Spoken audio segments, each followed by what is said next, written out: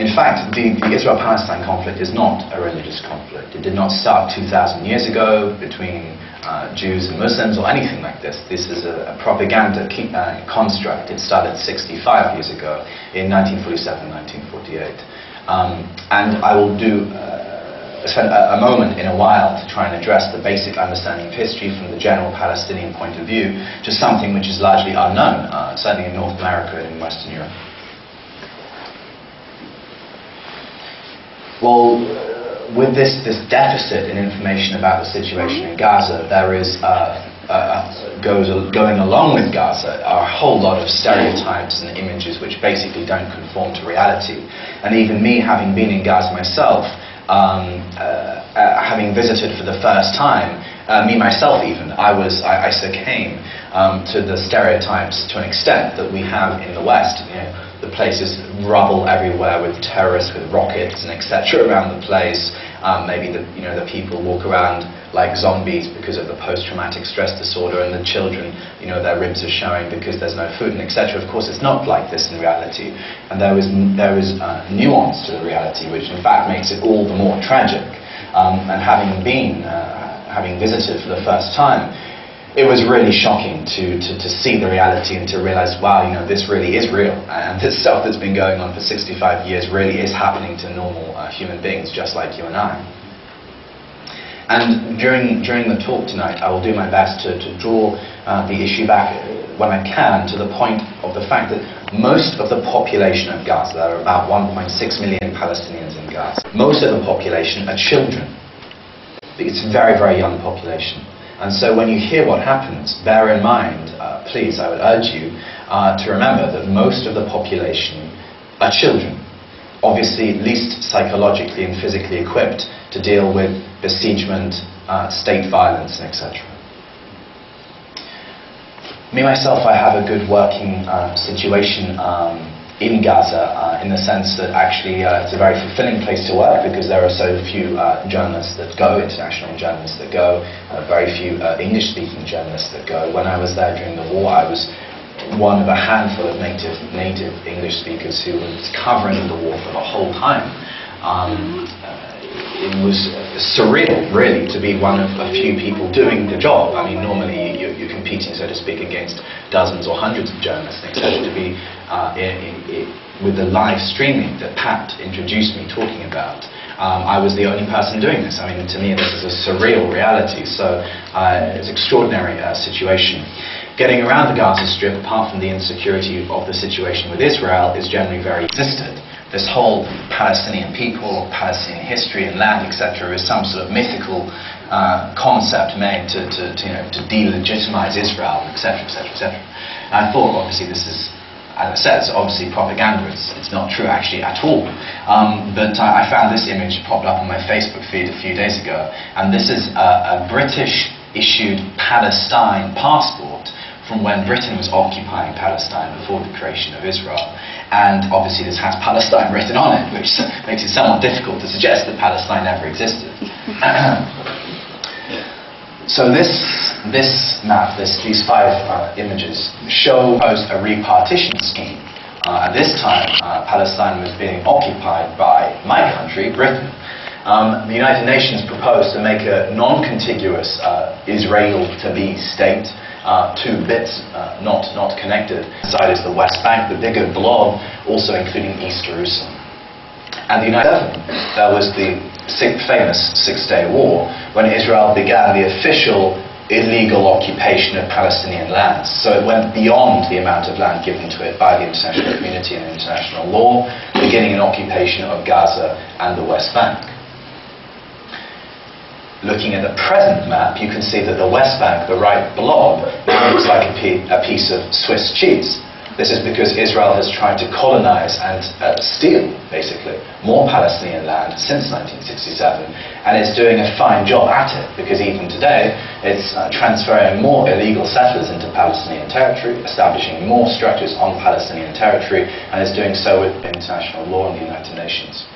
The Gaza Strip, for the last few years, has not been subjected to an on-the-ground military occupation like in the West. Years ago, Israel unilaterally withdrew from the Gaza Strip. It's generally considered by Palestinians that this was a victory, illegal occupiers and colonization process. The Israeli state or the Israeli military has breached international law. There's not much will, if you will, to explain the Israeli explanation of justification, if it exists, for why it's done so, because the neutrality of the law is supreme above the Israeli justification or explanation. And the litmus test for the morality of Israel's actions is to look inside Israeli society and see, well, are there dissenters inside the Israeli society who disagree with Israel's treatment of Gaza, for example, or the West Bank, or the Palestinians, or other neighbors of the State of Israel? And yeah, of course there are. There are Israelis and Jews as well, because they're not the same thing. 20% of the Israeli population is not ethnically or religiously Jewish. There are Israelis and Jews outside of Israel who are against Israel doing all of this in their name, or their names. This image here, for me, very well depicts the reality of being in Gaza. Gaza is subjected to a kind of three-dimensional occupying control. As I said, it's not subjected to an on-the-ground, in-your-face military occupation most of the time. But there's an overwhelming feeling of entrapment, imprisonment, and terror as a result of this fourth greatest military in the world controlling and bombing the Gaza Strip, etc. And so it's very interesting, Gaza, and you see that to Palestinians in Gaza, generally speaking, according to my ability to discern it, Israel is not a set of faces. Israel is an entity. It's a kind of, if you like, alien, occupying, terrorizing entity. You know, you don't see the faces of the soldiers. If you're an average Palestinian citizen, you just know that Israel has been responsible, for imprisoning your brother, killing your father, bombing your neighbor's home, and in winter 2008-2009, wiping out almost 1% of the population in Gaza with Israel's Operation Cast Lead, that so-called 22-day Gaza war. So for the average Palestinian, Israel is this kind of anonymized state terrorizing entity. And that really is what it's like in Gaza. And that may be difficult for the average American to understand, I believe. But this is the way it is. So for a few years now, under the pretense of security, Israel has imposed on the Gaza Strip a security blockade, a medieval and illegal siege of the Gaza Strip with a level of ocean control. And this orange tan area here is the Gazan border with Egypt. The lightish tan is the Israeli territory, the Israeli border. This blue is the Mediterranean Sea. You can see that the Gaza Strip is a tiny piece of land, 42 kilometers in length along with the Mediterranean Sea. Back in 2003, only a few years ago, basically, Israel was illegally colonizing the Gaza Strip with its settlements and settlers, the blue blob on the map on the bottom on the left here. Symbolically, it's relevant that when Israel withdrew from Gaza only a few years ago, the illegal settlers burnt their homes to the ground, burnt the settlements to the ground, left graffiti in the sand, hate messages, and etc., just so that the Palestinians who were able to go back to their own land wouldn't be able to use the buildings and infrastructure that the Israeli state had built, just so the Palestinians couldn't use it.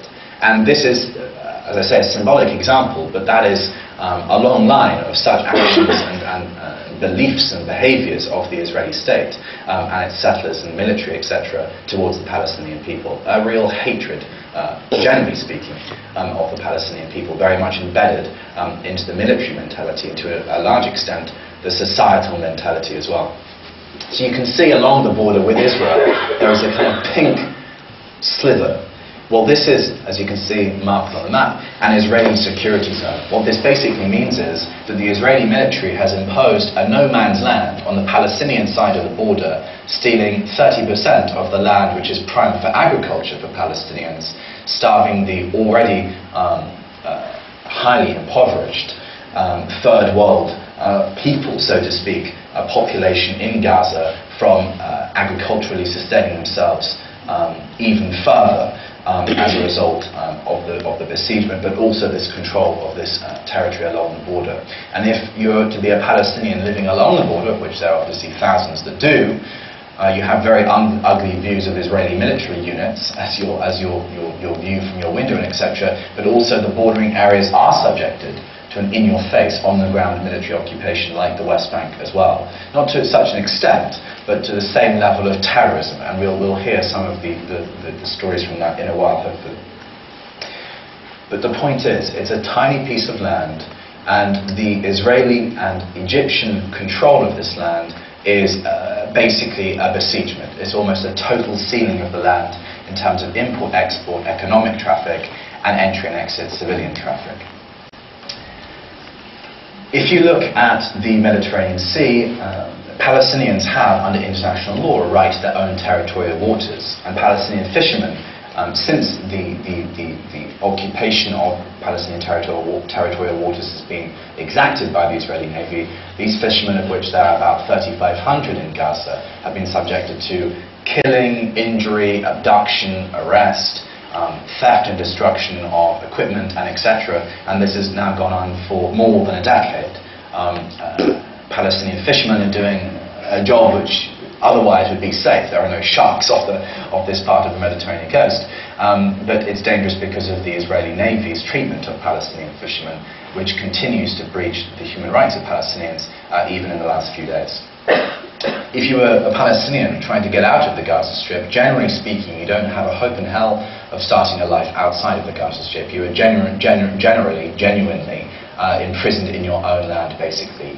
From the maritime point of view, you don't have a hope in hell of leaving. You'll be killed by the Israeli Navy if you try and sail out of the Gaza Strip.